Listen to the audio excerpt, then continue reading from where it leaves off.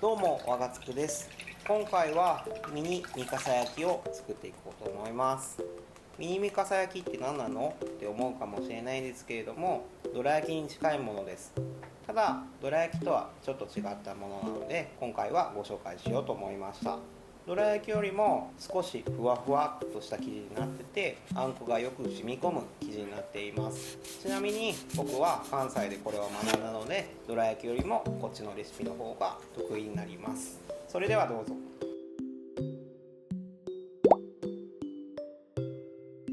三笠焼きの漢字はこういう風な漢字を書きます。これは奈良にある三笠山の漢字になります。それをモデルとしたお菓子になってます。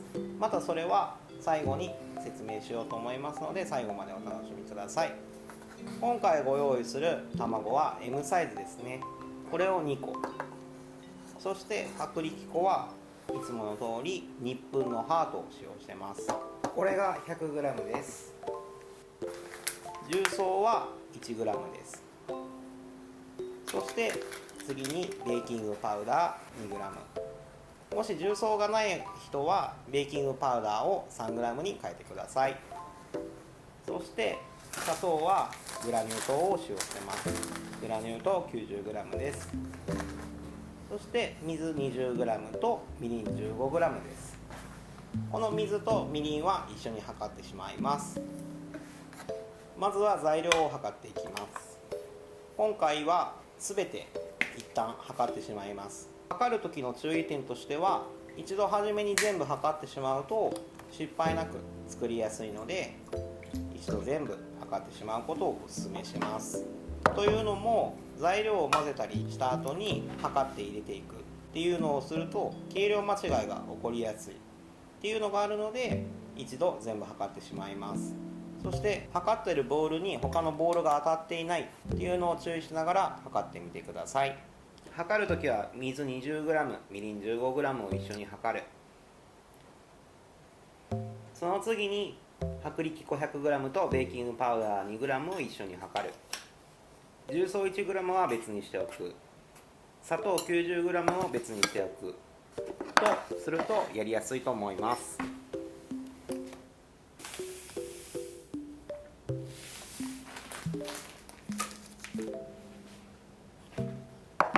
そして卵2つを割り入れていきます。この時辛さはそのまま入れても構いません。というのも後でざるでこすっていう作業があるので、今回は一緒に入れてます。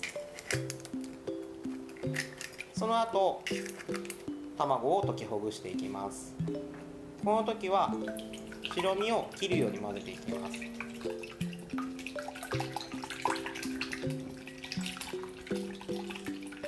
そして砂糖を入れます。この砂糖を入れることによって砂糖の粒子が当たって卵がムラなく切れるので、砂糖を入れてからしっかり混ぜた方が溶きほぐしやすくなります。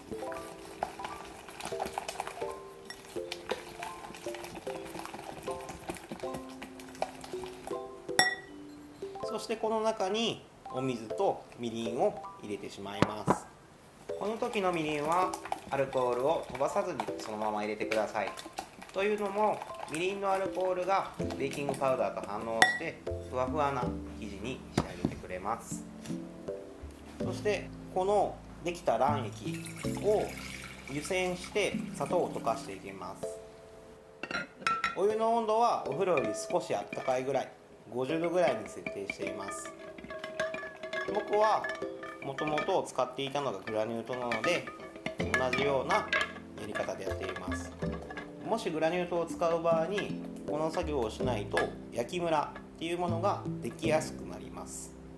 なので、もしこの作業がめんどくさいっていう方は上白糖もしくは白砂糖っていうものを使用してください。そうすると卵の中に砂糖が溶けやすい状態ができるので、この作業がいらなくなります。そしてこの時にこします。こして卵の辛さっていうものを取り除いていきます。これで卵液の出来上がりです。この卵液に小麦粉、ベーキングパウダーをふるい入れていきます。この時少しずつ混ぜるとかではなくて、小麦粉はもう全て入れてしまっても構いません。というのも今回の生地はなるべく小麦粉に入っているグルテンを生成しないように作るため、卵の卵液の上から粉を入れています。こうすることによってふわふわっていう食感のものになっています。そして優しく混ぜていくんですけれども、この優しく混ぜているのは小麦粉が散らないようにしているだけです。そしてダマが残らないようにだけ注意しながら混ぜていきます。これに水で溶いた重曹ですね、これを入れて生地の完成になります。あとこれは和菓子屋さんとかお菓子屋さんとかしか知らないことだと思うんですけれども、ベーキングパウダーっていうのはベーキングパウダーを作ってる会社さんとかだと物に合わせて100種類ぐらいあります。そしてその何が違うのかっていうのが膨張剤の割合です。ただ市販で売られているベーキングパウダーっていうのはほぼ割合が決まっていて、小麦粉に混ぜて使うのが一般的だとされています。なのでベーキングパウダーは粉に混ぜて使う、重曹は粉に混ぜた状態だと混ざりきらないので水に溶かして使うと覚えてください。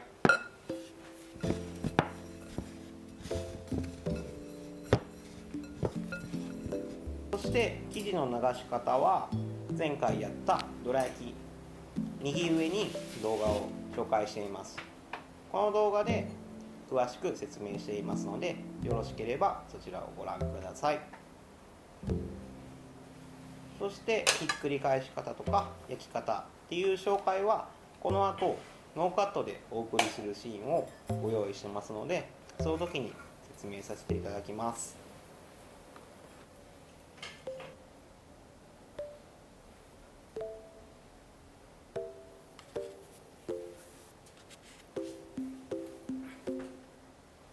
まず生地を流し入れます。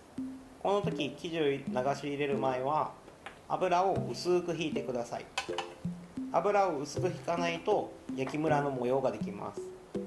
そして生地を流し入れた後蓋をします。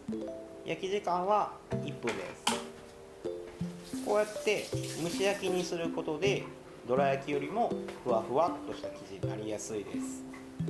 おまんじゅう屋さんの厨房だと大きい鉄板の上にそのまま流し入れてひっくり返すっていう動画とかがあるんですけれども、関西のどら焼きを焼く機械っていうものは大きい鉄板の上に蓋があるものっていうものがあったりします。今回はご家庭でそれと同じ環境っていうものをやるためにフライパンの上に蓋をしてます。ただフライパンでやったんですけど、多分ホットプレートの方が焼きやすいのでホットプレートで焼くのをおすすめします。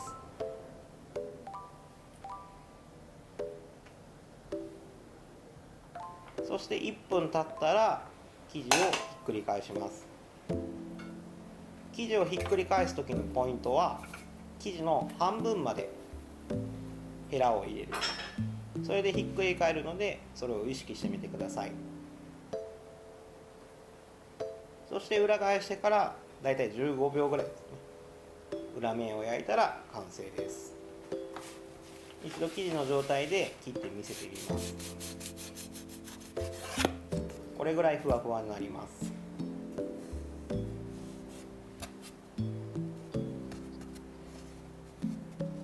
そしてこの生地にあんこを合わせていきます。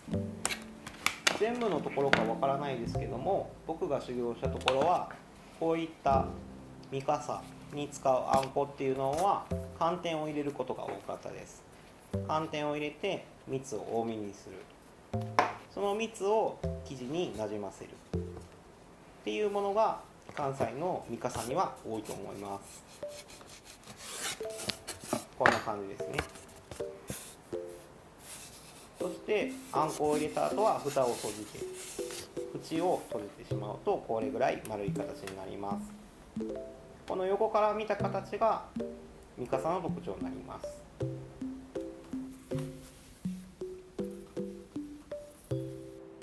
そして三笠焼の歴史や由来っていうものをご紹介します。三笠焼は奈良のお菓子になります。このお菓子を考えた会社は今は閉業していますが、奈良の古月という会社です。もともとは手のひらサイズのすごい大きい 500g ぐらいのおまんじゅうです。なので今回はミニ三笠焼としてご紹介させていただきました。そしてこのお菓子のモデルになったものがあって、安倍の中村のような天の原振り裂け見れば春日なる、三笠の山にいでしつきかも、この下の句の三笠の山にいでしつきかもに出てくるこの三笠の山っていうものがモデルとされています。そして三笠山っていう名称、正式名称っていうものが今はなくて、奈良にある若草山の別称のことを三笠山と呼びます。この山は標高約300メートルの山なんですけれども、標高が低い山になります。その山を横から見た図っていうものがこの三笠焼の横から見た図と同じようにして作られたものになります。以上で三笠焼のご説明は終了したいと思います。今回の動画はいかがでしたか？高評価、チャンネル登録していただけるととても嬉しく思いますので、よろしければ高評価、チャンネル登録よろしくお願いいたします。